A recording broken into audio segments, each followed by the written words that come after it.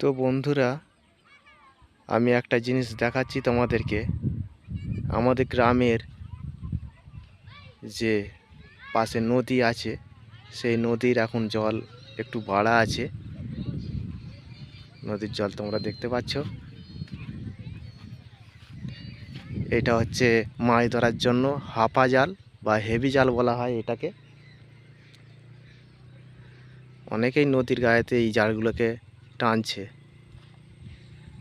টেনে টেনে মাছ ধরার চেষ্টা করছে। ওরা সব মাছ ধরে এইগুলোতেই।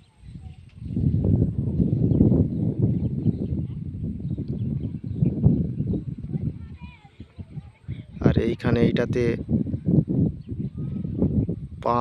পাং বা মুগরি রাখা হয়।